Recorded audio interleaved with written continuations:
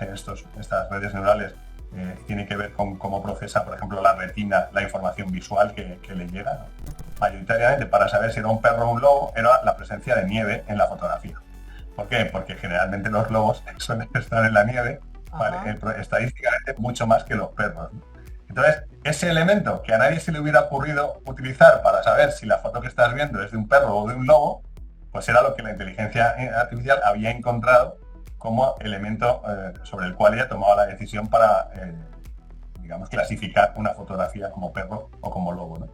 Entonces, es un buen ejemplo porque te da una sensación de que ese tipo de aproximaciones que ella encuentra tienen que ver con los datos de entrenamiento, ¿vale? Y tienen que ver con la estadística sobre esos datos. Entonces, ese es uno de los problemas. Bienvenidos a Mentes Artificiales Más Allá del Código. Mi nombre es Eric Vázquez y me pone súper contento estar nuevamente con ustedes, platicando, conversando un tema más sobre este fascinante mundo de la inteligencia artificial.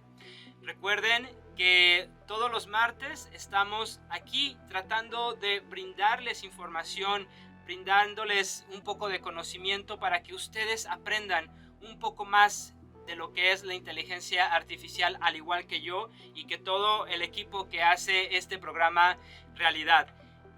Antes de comenzar con el programa, pues me gustaría precisamente agradecerle a todas estas personas que están detrás de cámaras, que ustedes en sus casas no logran ver, a todo el equipo de producción por parte de B2B Consultancy y Grupo Vier, a BB Media por el espacio que nos brinda, así también como a la Secretaría de la Juventud de Querétaro, México, por este grandioso estudio que nos proporciona para poder grabar estos programas. Y bueno, sobre todo a todos ustedes que están allá en casa, muchísimas gracias por acompañarnos una hora más, en donde todos estamos haciendo crecer este programa a través de nuestros comentarios, de nuestras sugerencias, de las preguntas que tenemos acerca de qué es la inteligencia artificial.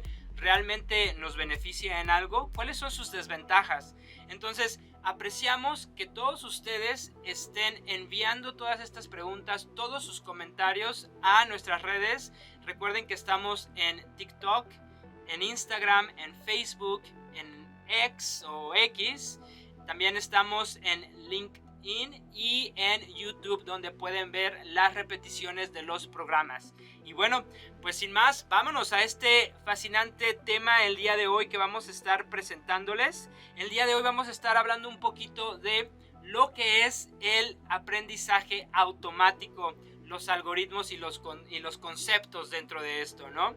Y bueno, pues hablando un poco de este tema tan interesante, este es un campo que ha cobrado muchísima relevancia, ¿no?, en los últimos años, y que ha revolucionado la forma en que las máquinas procesan y analizan esta información. El aprendizaje automático, fíjense, es una rama de la inteligencia artificial que se enfoca en el desarrollo de algoritmos y modelos que permiten a las máquinas aprender a partir de datos. Es decir, se trata de enseñar a una computadora a reconocer patrones y hacer predicciones a partir de un conjunto de datos previamente procesados. Para entender cómo precisamente funciona este aprendizaje automático, es importante conocer algunos de los conceptos que vamos a estar tratando precisamente con el experto que hemos invitado el día de hoy para todos ustedes. Uno de ellos es el conjunto de entrenamiento, el cual consiste en una serie de datos que se utilizan para entrenar al modelo de aprendizaje automático. Otro concepto importante es el algoritmo, que es el conjunto de reglas y procedimientos que se utilizan para procesar los datos y generar resultados.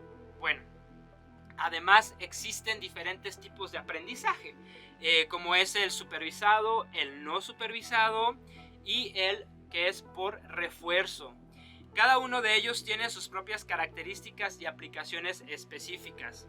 De hecho, comentábamos anteriormente, recuerdo con Guillermo, esta parte del aprendizaje por refuerzo que nos dejó muy sorprendidos. No sé si recuerden las personas que nos vieron en el programa número 2, cómo las máquinas están siendo entrenadas para que a través de una motivación puedan aprender algo y den un resultado, el resultado que queremos, y si no, se les castiga.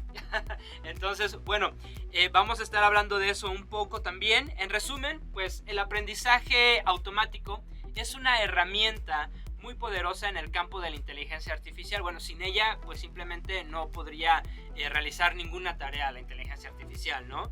Y bueno, pues esto le permite a las máquinas aprender y mejorar a partir de esos datos que les son proporcionados. Bueno, pues el día de hoy me enorgullece presentarles a Mario Garcés, que es nuestro invitado honorable del día de hoy. Antes de pasar con él e irnos a la entrevista, déjenme les platico un poquito sobre quién es. Fíjense, Mario es ingeniero informático, empresario ya por 30 años más. Es investigador en neurociencias, que lleva haciéndolo ya más de 15 años y actualmente está ejerciendo como CEO o CEO de Mindkind. Y bueno, pues ¿por qué no? Ya dejamos que nuestro experto nos hable de todo esto, que recuerden, yo aquí simplemente soy su guía. Yo también estoy aprendiendo al igual que ustedes y vámonos a la entrevista. B2B Consultancy. Las soluciones que buscas están en Latinoamérica.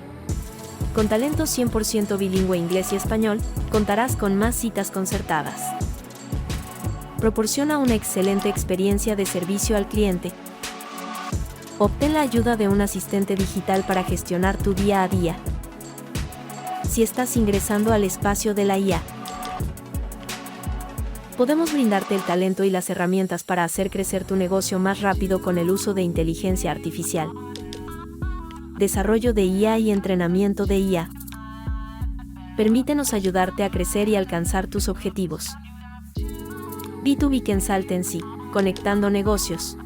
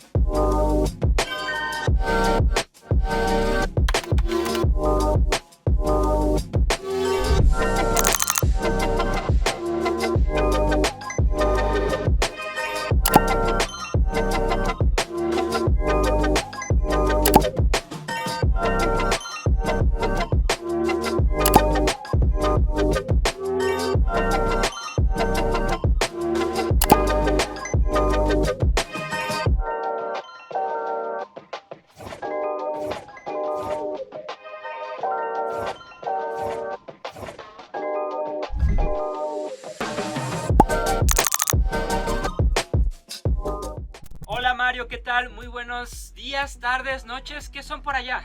Hola Eric, buenas tardes. Aquí son buenas tardes, son las 6:15 de la tarde. He escuchado historias muy interesantes de esa zona, como la de que se le ha declarado de cierta forma el Silicon Valley de España. ¿Tiene algo que ver con eso? Quizá es más, estás expresando en palabras más lo que sería un sueño, una ilusión que nos gustaría hacer, ¿no? Y sería traer aquí a una zona especialmente protegida por su naturaleza, pues un tipo de actividad económica que no contamina, no destruye, aporta valor, es constante en el tiempo, no tiene temporadas, ¿no? Y entonces, bueno, pues eso, deberíamos seguir el camino del Silicon Valley, pero no llegar a los niveles de gentrificación y de masificación que tienen allí. Nos bastaría con ser algo un poquito más modesto.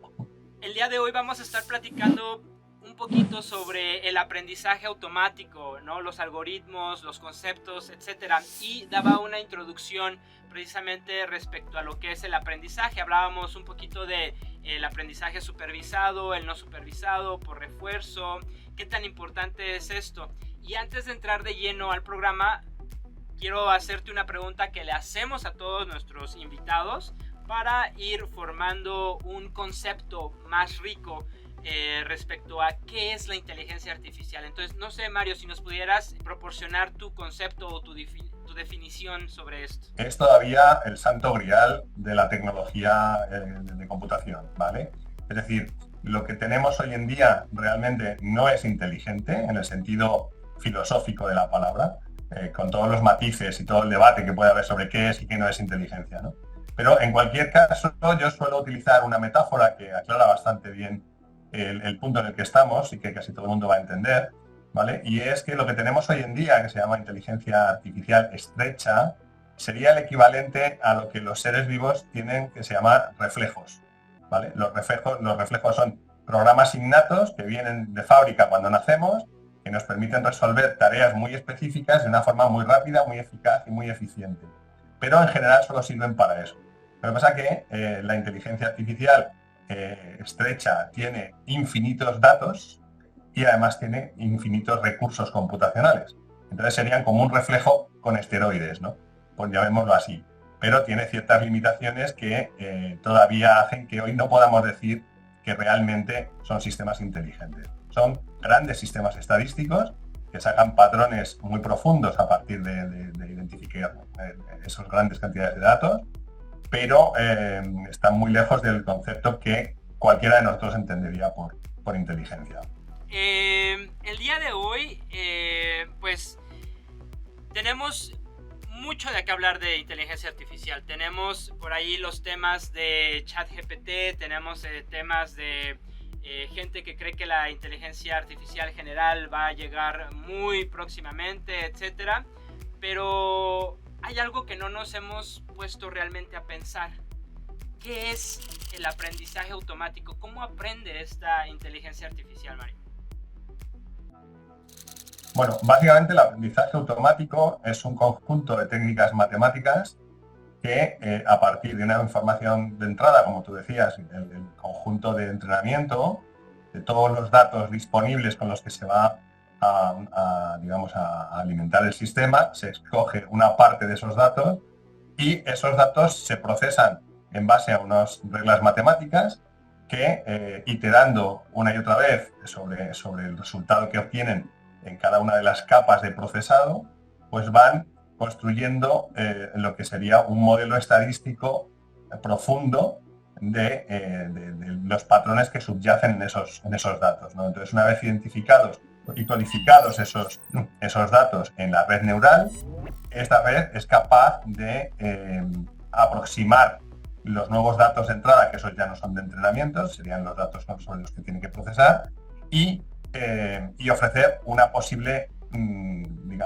evaluación de qué es exactamente lo que está viendo o qué es exactamente lo que tiene que hacer en función de esos datos de entrada, ¿no?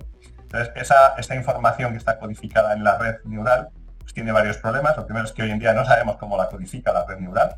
Matemáticamente la codifica como lo hacen un poco las neuronas. De hecho, la base fundamental en la que nacen estas redes neurales tiene que ver con cómo procesa, por ejemplo, la retina, la información visual que le llega, ¿no? Cómo relaciona información de neuronas que están adyacentes y la convierte así, dependiendo de la profundidad de las capas, en conceptos cada vez más abstractos, y a partir de ahí pues la va codificando en todas esas capas de red, en todos esos pesos entre neuronas artificiales, y es capaz luego de llevar a cabo esas tareas pues de forma bastante eficaz, ¿no? Una vez entrenada. ¿Cómo se diferencia esto de la programación? Si tuvieras que programar un conjunto de reglas lo suficientemente complejo como para poder procesar toda la información que están procesando estos sistemas, el trabajo de análisis de esos algoritmos sería ímprobo y el trabajo de implementación, ¿no? Entonces, lo que hemos encontrado con los sistemas de aprendizaje automático es que tú les metes la información y ellos, a partir de iterar una y otra vez sobre esa información, son capaces de abstraer conocimiento sin que tú les tengas que decir exactamente qué conocimiento están extrayendo, ¿no? Ellos codifican esa información de una forma matemáticamente concreta, ¿vale? Es decir, es trazable en el sentido de que sabemos exactamente cuál es el algoritmo matemático que aplican para codificar esa información, pero no es lineal. Entonces, una vez codificada no sabemos cómo la están codificando. Sí sabemos la información que le hemos introducido como ejemplo, con qué la hemos entrenado, y te pongo un ejemplo, ¿no? Para que veas un poco, por ejemplo, se daba el caso de que habían entrenado un sistema para identificar, diferenciar entre perros y lobos. Y en un momento determinado, pues se analizó el sistema una vez entrenado y se dio en cuenta de que el elemento que había utilizado la red mayoritariamente para saber si era un perro o un lobo era la presencia de nieve en la fotografía. ¿Por qué? Porque generalmente los lobos suelen estar en la nieve, ¿vale? Estadísticamente mucho más que los perros, ¿no? Entonces, ese elemento que a nadie se le hubiera ocurrido utilizar para saber si la foto que estás viendo es de un perro o de un lobo, pues era lo que la inteligencia artificial había encontrado como elemento sobre el cual ella tomaba la decisión para, digamos, clasificar una fotografía como perro o como lobo, ¿no? Entonces, es un buen ejemplo porque te da una sensación de que ese tipo de aproximaciones que ella encuentra tienen que ver con los datos de entrenamiento, ¿vale? Y tienen que ver con la estadística sobre esos datos. Entonces, ese es uno de los problemas que actualmente tiene la inteligencia artificial estrecha, es que te puede dar unos resultados que desde el punto de vista lógico de un ser humano a la hora de diferenciar un perro o un lobo, nunca jamás hubieras utilizado ese criterio, ¿no? De hay nieve o no hay nieve en el fondo de la foto. Con la inteligencia artificial, nosotros le metemos los datos a este modelo de algoritmos que ya se construyó, que se desarrolló, y esperamos una respuesta que nosotros podemos llegar a pensar va a ser tal, pero pudiera llegar a ser otra. Y con la programación no, con la programación sí es meramente lineal y todo lo que se está representando en el código es lo que vamos a obtener. ¿Es correcto o por ahí entendí algo mal? Sí, a ver, los modelos clásicos de inteligencia artificial estaban mucho más basados en lógica y en conceptualización, ¿vale? Pero eran modelos mucho menos potentes a la hora de procesar información, porque había que codificar muchas reglas. Esos eran los llamados sistemas expertos, ¿no? Tenían un montón de reglas y entonces iban aplicando esas distintas reglas sobre la información y al final era como un árbol de decisiones, ¿no? Al final, la decisión final te llevaba a clasificar una determinada información dentro de un determinado tipo, ¿no? Ahora la inteligencia artificial, digamos, hace eso, pero de una forma diferente. Lo clasifica estadísticamente, pero codificándolo con un algoritmo matemático mucho más versátil, más rápido a la hora de tener de programar ese tipo de reglas, pero también al ser estadístico, también está sujeto a cometer errores, sesgos y a sacar resultados absolutamente inesperados, ¿no? Porque en un momento determinado tú le metes un caso que está muy alejado de los casos de entrenamiento, que es lo que se llamaría un cisne negro, ¿no? Algo que ocurre muy pocas veces, pero que es posible que ocurra. Pues a lo mejor eso no ha aparecido en el entrenamiento y una vez que le presentas eso, pues la inteligencia artificial con todo su almacenamiento de información hace una aproximación estadística y te sale una cosa que no tiene absolutamente nada que ver con lo que le estás pidiendo que clasifique, ¿no? Entonces, por eso hoy en día no se ponen todavía en sistemas críticos. Los coches todavía no son totalmente autónomos, ¿vale? Siguen estando en entornos controlados, siguen teniendo determinadas limitaciones y siguen cometiendo errores, quizá no tanto como las personas, pero sí que siguen cometiendo errores de bulto, ¿no? Precisamente por eso, porque en un momento dado, ante una información poco frecuente, pues pueden tener una alucinación, como se dice en ChatGPT, ¿no? Entonces, bueno, eso es uno de los grandes problemas que hoy en día no se sabe muy bien cómo solucionar. A mí me gustaría saber qué tipos o cuáles son los principales tipos de algoritmos de aprendizaje automático. Si nos pudieras primeramente explicar un poquito qué es un algoritmo y de ahí platicarnos cuáles son los principales tipos de estos algoritmos para el aprendizaje automático. Un algoritmo básicamente es un conjunto de reglas que se aplican en un orden determinado, ¿vale? Y sobre una serie de información o de datos, en este caso, y que llevan a cabo una serie de operaciones que siguiendo ese conjunto de pasos secuenciales, pues dan lugar a una transformación de esa información de entrada en una información de salida. Básicamente sería una función matemática aplicada sobre los datos de entrada para obtener unos datos de salida. Ese algoritmo intermedio puede ser tan simple o tan complejo como queramos y en función de los distintos pasos que se implementan en el algoritmo, pues vamos a llevar a cabo mayor o menor procesado sobre la información que estamos tratando. Entonces, un algoritmo es eso, es una secuencia de reglas matemáticas aplicadas sobre los datos de la entrada. Dentro de estos tipos de algoritmos de aprendizaje automático, a mí me gustaría entender qué es el algoritmo y qué es un modelo.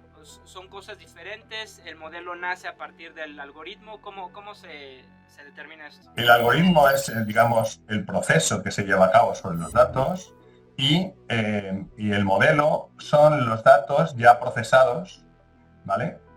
Digamos, si tú necesitas entrenar, en este caso, una red neural, previamente a que ella pueda llevar a cabo la tarea para la que la estás entrenando, el algoritmo de la red neural es uno de los algoritmos que pueden existir, con las capas, el número de capas que tú hayas elegido, el tipo de relación entre esas capas, si son de una a todos o segmentadas, etcétera, etcétera. Y esa información hay que procesarla previamente para crear un modelo, ¿vale?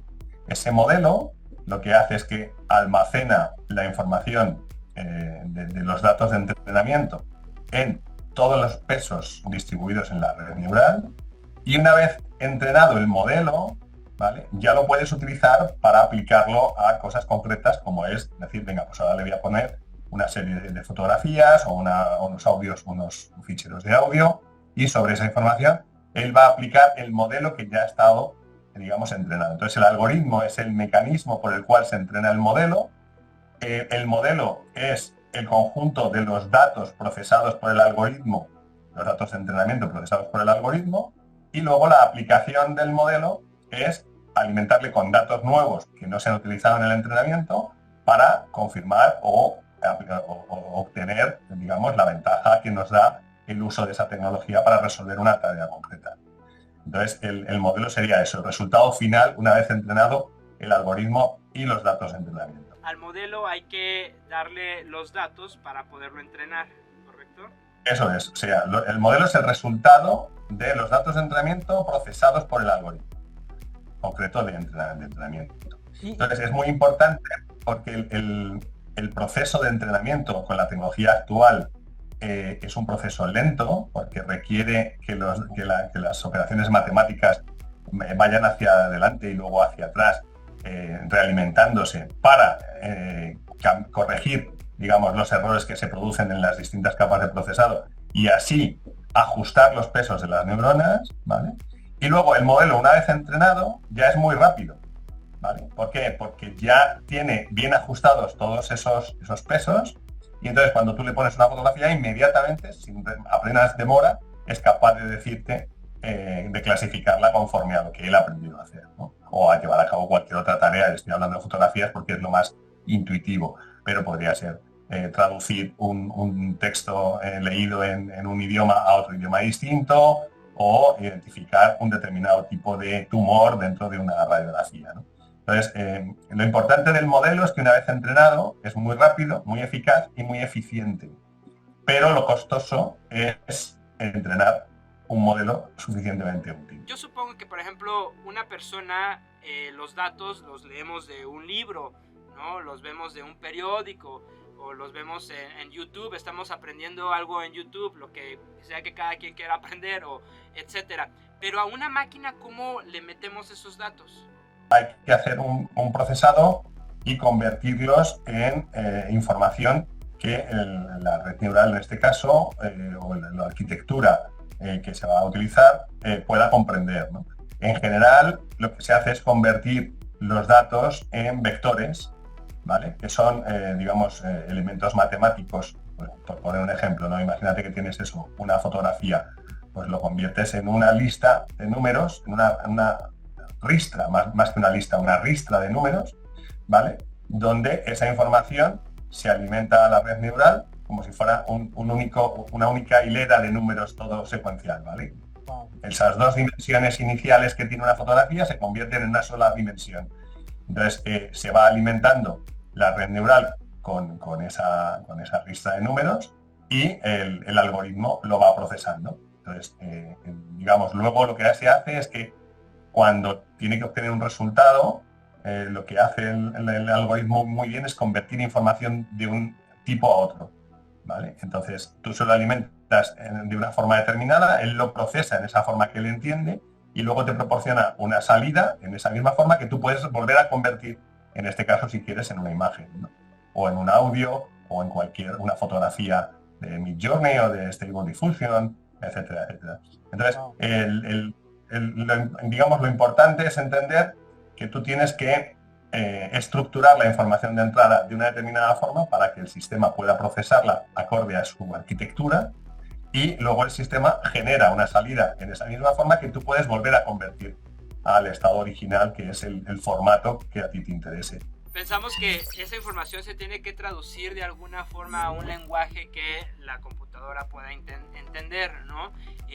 Sin embargo, yo en lo particular no me había imaginado cómo se hace todo este proceso y de verdad Mario, nos estás abriendo muchísimo los ojos, nos estás enseñando muchísimo y con esto me gustaría saber un poquito sobre qué es la validación cruzada y por qué es importante en el aprendizaje automático. Esto te lo pregunto porque mucha gente nos ha enviado preguntas anteriormente relacionadas a este tema, sobre todo en cuestiones de la ética y el uso responsable, etcétera, para que podamos nosotros entender un poquito más de cómo se validan esos datos, ¿no? Entonces, no sé si nos pudieras platicar un poquito de la validación cruzada. Pues mira, eso es un ámbito, en el ámbito del procesado y preprocesado de datos, es un ámbito en el que yo no estoy especialmente ducho.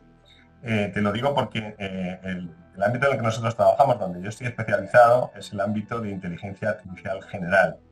Entonces, las técnicas más aplicadas a datos, a preprocesado de datos y a preparación de datos, todo lo que sería un ingeniero de datos, se sale fuera de mi ámbito de expertise, con lo cual no querría dar información equivocada, porque no soy un experto ni un conocedor de esas técnicas, ¿vale? No, está muy bien.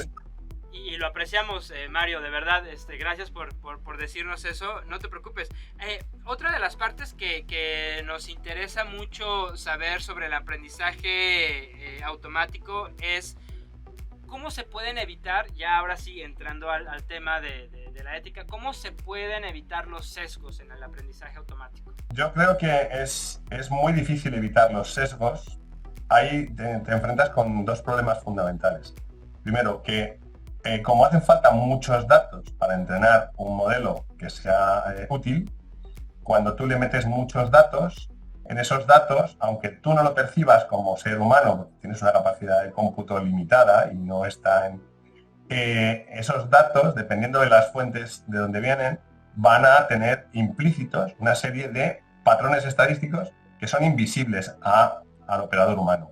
¿Por qué? Porque nosotros tenemos nuestros sesgos emocionales, ¿vale? En el que damos mayor preponderancia a una cierta información o damos menos preponderancia a otra cierta información. Entonces, cualquier conjunto de datos preparado por un ser humano de forma irremediable va a tener sesgos, ¿no? Esos sesgos afloran cuando tú entrenas el modelo y empiezas a utilizarlo, te das cuenta de que están ahí latentes, de que los ha incorporado. Y el problema fundamental es que para eliminar los sesgos de un modelo ya entrenado tienes que reentrenar el modelo o hacer un postprocesado de las respuestas, tratando de evitar aquellas que no cumplen, digamos, las condiciones éticas o de igualdad o de, digamos, raciales, etcétera, etcétera, que son donde se ha visto que fallan, ¿no? Entonces, hay ahora mismo todo un campo de investigación tratando de ver cómo se pueden, primero, prevenir, después predecir los sesgos y luego corregirlos sobre un sistema ya entrenado. Porque, claro, ten en cuenta que entrenar un sistema puede llevar millones de horas de procesado a efectos de su cómputo total y que reentrenarlo para eliminar los sesgos sería muy costoso y muy complicado, ¿no?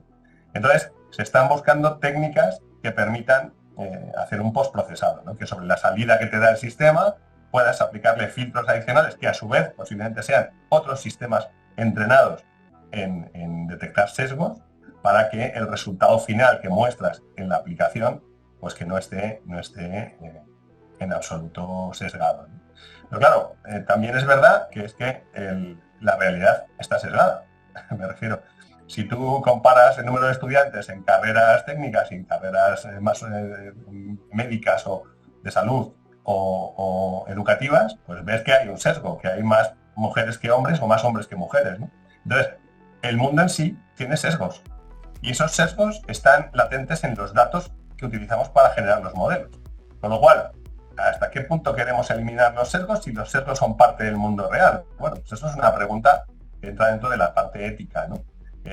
Queremos que las redes neurales y los sistemas lleven a cabo decisiones equilibradas o realmente en otras ocasiones deben mantener ciertos sesgos porque esos sesgos son reales en el mundo. Claro, un tema muy importante, Mario, que ya hemos comentado anteriormente. Yo les sugiero a las personas que nos están viendo ahora desde sus casas que tengan la oportunidad de ver el programa que tuvimos con Rosa Romero sobre ética y responsabilidad de la inteligencia artificial, para que aprendan un poquito más sobre esta parte de los sesgos, que vamos a seguir retomando en los siguientes programas, porque es uno de los temas más importantes y es algo de lo que más se ha hablado en los medios, de lo que más se ha hablado en las comunidades de IT o en las comunidades de inteligencia artificial, etcétera. Entonces, pónganle mucha atención, préstenle mucha atención a esta parte, porque también es algo que nosotros como usuarios, pues a final de cuentas podemos llegar a vernos afectados de cierta manera, ¿no? Entonces, préstenle mucha atención, pasen a ver los programas que tenemos ya grabados en nuestro canal de YouTube. Y bueno, Mario, ¿cómo se pueden interpretar los resultados de un modelo de aprendizaje automático? Los resultados, un poco en base a lo que dices, ¿no? De la parte de los sesgos.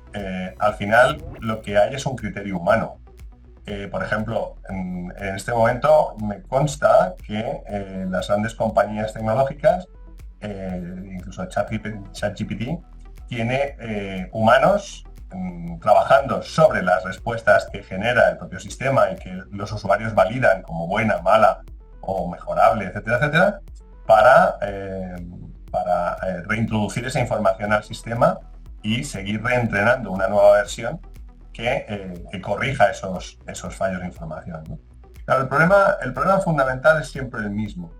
Es, una vez que tú tienes un modelo estadístico, ¿vale? Es decir, por ejemplo, si tú quisieras simular el universo entero, lo puedes hacer de forma estadística.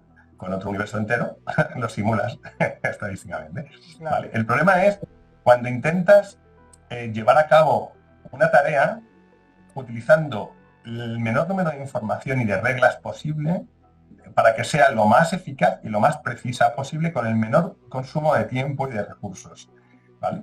Es un equilibrio que la naturaleza ha conseguido hacer de forma magistral mediante mecanismos biológicos, como es el cerebro de los seres vivos, pero que a nivel de tecnología todavía estamos muy lejos. De hecho, los problemas de optimización es cómo balanceo adecuadamente, ¿vale?, el consumo de recursos, el tiempo que tengo disponible, la cantidad de información que tengo que alimentar a un sistema y lo eficaz y lo preciso que es en sus resultados.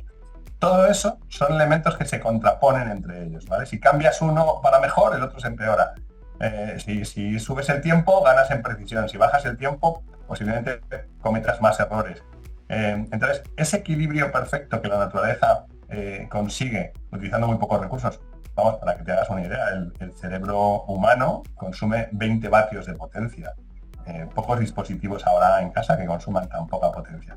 Y con 20 vatios de potencia es capaz de generar conocimiento abstracto como tenemos los grandes pensadores con las teorías más avanzadas que hoy conocemos, ¿no? Entonces, no es tanto una capacidad de la cantidad de energía, la cantidad de recursos. Hay una estructura, una arquitectura que la biología ha ido perfeccionando a lo largo de millones de años y que, digamos, culmina con lo que sería la parte de la consciencia, ¿no? Que no sabemos muy bien a nivel filosófico. Sigue habiendo un debate: qué es la consciencia, para qué existe, cómo funciona, dónde reside y demás, ¿no? Entonces, el tema de las máquinas, todo el aprendizaje automático, lo que busca básicamente para poder evaluar si está haciendo bien o no una máquina su función es cuánta información necesitas para aprender, cuánto tiempo tarda, cuántos recursos necesitas y cómo de precisas son las respuestas que te da. Serían, a grosso modo, los parámetros fundamentales para poder evaluar la calidad de un sistema, ¿no? Todos estos resultados que nosotros estamos obteniendo precisamente de estos modelos de inteligencia artificial, el que ustedes usen, tiene toda esta carga de trabajo detrás. O sea, pongámonos a pensar que detrás de todo esto hay gente que creó modelos, que hizo los algoritmos, que están, nosotros mismos estamos calificando esas respuestas como usuarios, etcétera. Entonces, vaya, es bastante complejo y es un trabajo que pues hacemos todos como sociedad, y vuelvo a lo mismo, es lo mismo que educar a una persona, ¿no? Ahorita se me ocurrió un dicho que nosotros tenemos por acá en México, no sé si también se diga en otros lugares. Digo, yo soy mexicano, no he tenido la oportunidad de viajar a Sudamérica o a otros países hispanohablantes, que por favor ojalá me invitaran algún día, pero por acá decimos mucho, se requiere de todo un pueblo para educar a una persona. Y bueno, hablando de la inteligencia artificial, yo creo que podemos llegar casi a la misma conclusión, ¿no? Se requiere de mucho trabajo para llegar realmente a educar una inteligencia artificial que tenga pues ciertos valores, cierta ética, etcétera, y bueno, demás, ¿no? Y fíjate, es muy interesante porque igual que pasa con los niños, por seguir con tu metáfora, aunque los eduque toda la tribu, en un momento determinado ellos van a tener sus propias motivaciones, que pueden ser contrarias a todo lo que han mamado dentro de su proceso educativo dentro de esa tribu, ¿no? Entonces, eso nos acerca un paso más al trabajo que estamos intentando hacer nosotros, ¿no? Que es la inteligencia artificial general, que sería ese punto en el que la propia máquina es capaz de redefinir de forma dinámica sus propias motivaciones y sus propios objetivos y encontrar la forma de satisfacerlos trabajando con la información que tiene disponible y utilizando un algoritmo matemático que se le ha proporcionado, ¿no? Ese es el trabajo de vanguardia en lo que estamos trabajando en inteligencia artificial general. ¿Cómo afecta el aprendizaje automático la privacidad y la seguridad de los datos, ya cuando se los estamos proporcionando? Básicamente, a ver, mientras tú le proporciones datos que no incorporen información trazable para localizar el origen de esos datos, pues no hay problema. Me refiero, tú puedes anonimizar los datos hasta un punto en el que lo que te importa son los datos que estás procesando y no quién ha generado esos datos. El problema fundamental es que vivimos en un mundo que se nutre de publicidad y de intereses económicos.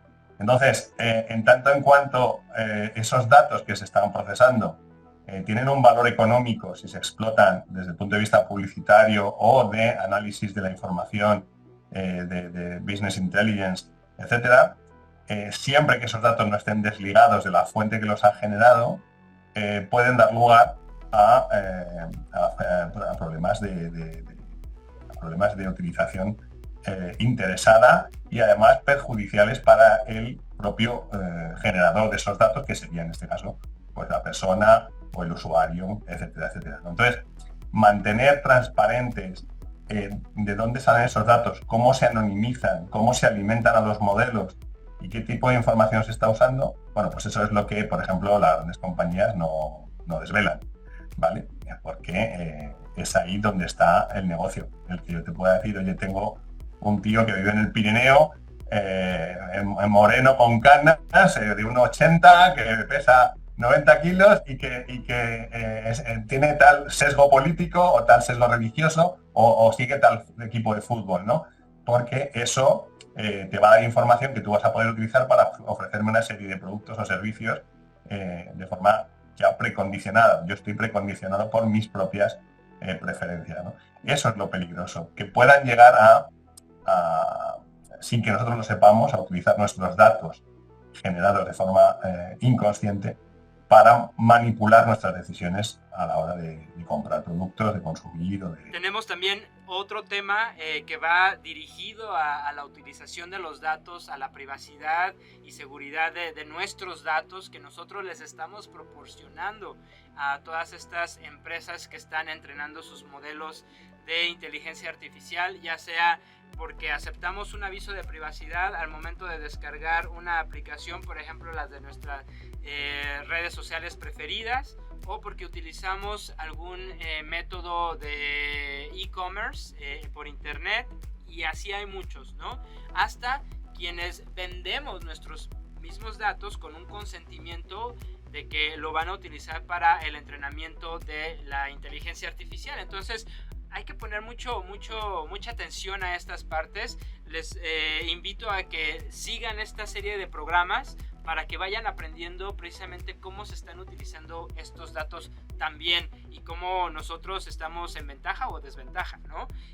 Vamos a ir cerrando ya un poquito el tema. Vámonos con 3 preguntas finales, Mario. Una de ellas, para ir entendiendo ahora sí de lo que hablábamos al principio del programa, ¿qué es el aprendizaje automático supervisado?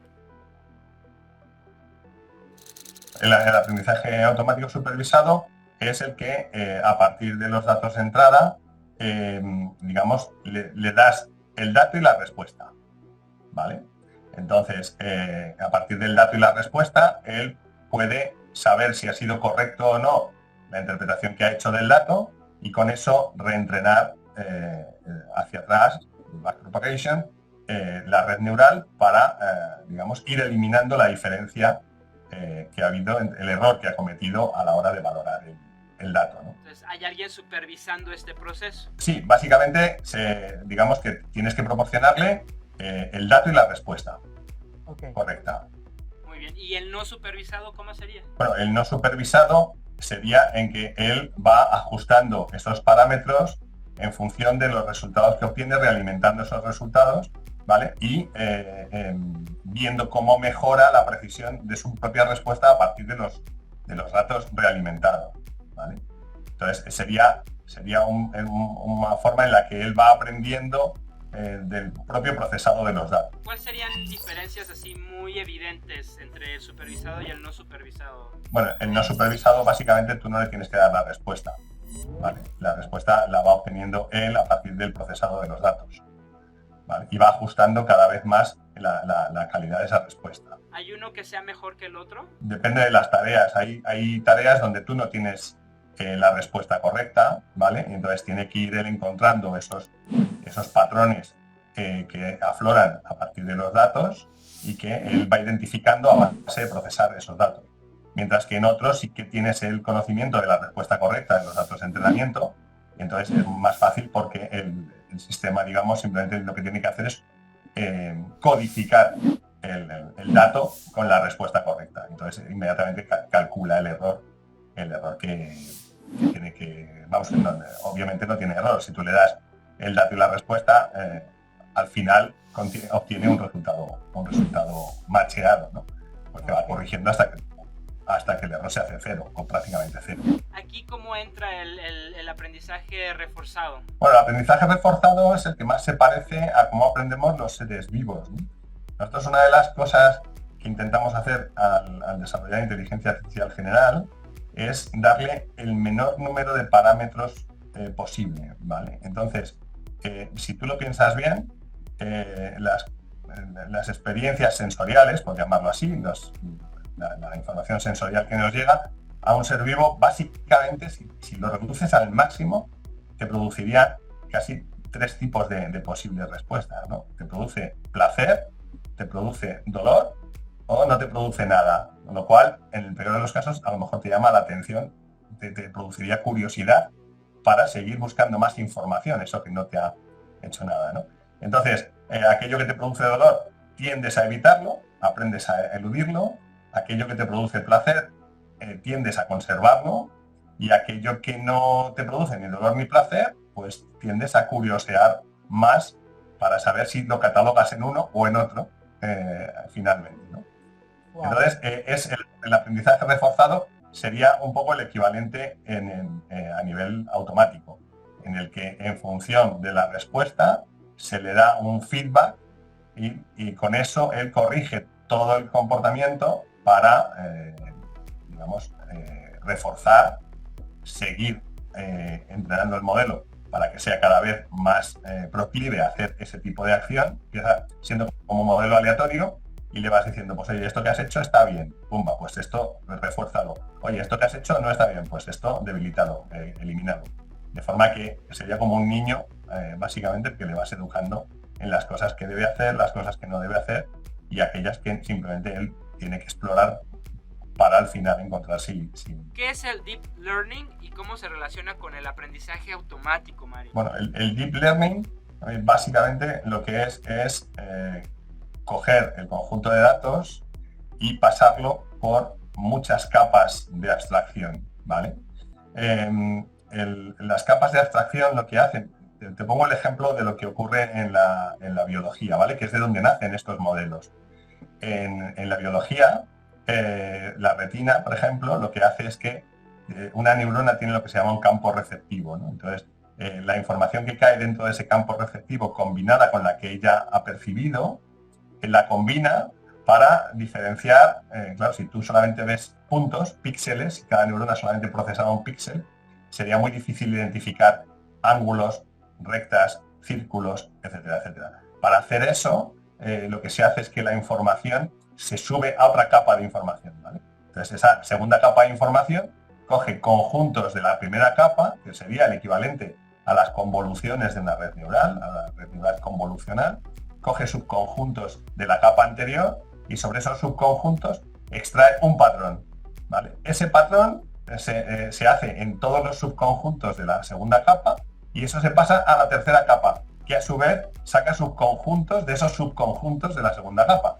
Entonces, de esa forma, lo que va haciendo es que cada vez que metes una capa, por eso lo de Deep Learning, el aprendizaje profundo añade capas sucesivas, donde en cada capa se abstrae un nivel mayor de complejidad, ¿vale? Y se procesa hasta que al final, en la última capa, se combina toda esa información que llega de las capas inferiores para dar lugar a la salida del sistema, ¿vale? Y esa salida se supone que ya es capaz de reconocer, pues, cosas complejas como sería, pues eso, diferenciar a un niño de un perro, de un gato, de una bicicleta, de todas las capacidades, digamos, aplicadas que tienen los sistemas de aprendizaje, ¿no?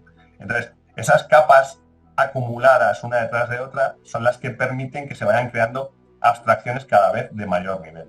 Y las del último nivel son los conceptos que nosotros intentamos codificar en un modelo para que nos sea de utilidad, ¿vale? Pues que sepa eso, diferenciar si hay un tumor o no hay un tumor en una radiografía, o para identificar si se pronuncia una palabra u otra en una frase leída, ¿vale? ¿Qué consejo le darías porque también nos ven muchos empresarios, nos ve mucha gente de startups, de pequeñas, medianas y grandes empresas en todos estos países hispanoamericanos, hispanohablantes, que nos ven en todo el mundo? ¿Qué consejo les darías? Bueno, básicamente yo creo que hoy en día no hay opción, de una forma u otra, más o menos rápido y con más o menos contundencia, hay que aprovechar la tecnología que ya existe para intentar mejorar los procesos de negocio, tener conocimiento de esta tecnología y de las oportunidades que brinda, de las tendencias que van surgiendo, no de las tendencias de bajo nivel, que eso es imposible incluso para mí. Yo no doy abasto a leer los artículos científico-técnicos que surgen cada día. Pero sí las grandes tendencias, los grandes resúmenes que se hacen del ámbito para que desde el conocimiento que tienen de su propio campo de aplicación y de comercialización o de trabajo, puedan encontrar aplicaciones para estas tecnologías novedosas, ¿no? Desde el Business Intelligence para poder procesar datos masivamente y a partir de ahí extraer patrones sobre los que puedan tomar decisiones. Pero sí que mi consejo es, volviendo un poco a lo que hablábamos al principio, no se puede confiar ciegamente en los sistemas automáticos. Los sistemas automáticos tienen todavía muchísimos defectos que son intrínsecos a su propia metodología matemática, ¿vale? Y eso hace que las decisiones tengan que ser criticadas hoy por hoy todavía por los seres humanos. Y ahí es donde La gente no debe confundir el medio con el fin. La tecnología, la inteligencia artificial no es el fin en sí mismo, sino un medio para mejorar los negocios, un medio para mejorar la vida de las personas y un medio para agilizar parte de las cosas que antes nos llevaban más tiempo y poderlo hacer en menos tiempo, con lo cual ganaremos en eficiencia a la hora de resolver problemas. Pero nunca poner la confianza absoluta en sistemas que no entiendan y que no controlen, porque eso antes o después va a generar un problema serio. Mario, muchísimas gracias por haber estado aquí con nosotros el día de hoy en Mentes Artificiales Más Allá del Código. Te lo agradecemos mucho. Es un placer compartir este rato con vosotros y poder compartir lo que sé y lo que no sé, que también ha quedado en evidencia. Mario, pues que tengas una excelente tarde por allá en España. Ya va siendo un poquito más tarde por allá, ¿verdad? Y son las 7:15, así que sobre el reloj. Excelente. Bueno, pues Mario, muchísimas gracias. Esperamos tenerte nuevamente aquí en el programa más adelante para que nos platiques un poquito más de lo que ustedes están haciendo en su comunidad allá en España, la comunidad de científicos, la comunidad de gente que está haciendo todos estos desarrollos en inteligencia artificial general. Bueno, pues a nuestro público de igual forma les agradezco su tiempo por estar aquí con nosotros. Yo de verdad es que tengo todavía muchísimas preguntas, al igual que ustedes, de los que nos han mandado el día de hoy sobre este tema tan interesante que es el aprendizaje automático.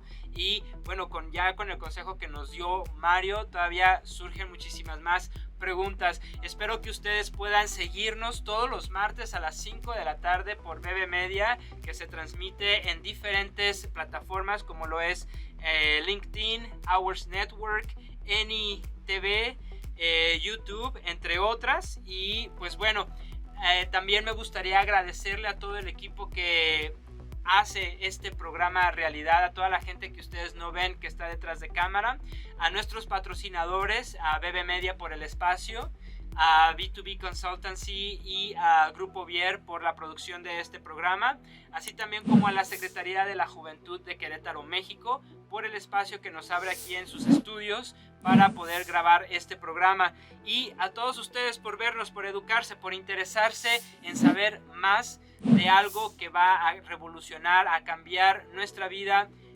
Las perspectivas son muy de cada quien, ya sea para bien o para mal, como ustedes lo quieran ver, pero por eso estamos aquí en esta conversación, para realmente nutrirnos de diferente información y entonces tomar una opinión, tomar una perspectiva más educada. Pues nos vemos el próximo martes. Les recuerdo, mi nombre es Eric Vázquez. Que tengan una excelente tarde todos. Hasta luego. B2B Consultancy. Las soluciones que buscas están en Latinoamérica. Con talento 100% bilingüe inglés y español, contarás con más citas concertadas. Proporciona una excelente experiencia de servicio al cliente. Obtén la ayuda de un asistente digital para gestionar tu día a día. Si estás ingresando al espacio de la IA, podemos brindarte el talento y las herramientas para hacer crecer tu negocio más rápido con el uso de inteligencia artificial. Desarrollo de IA y entrenamiento de IA. Permítenos ayudarte a crecer y alcanzar tus objetivos. B2B Consultancy, conectando negocios.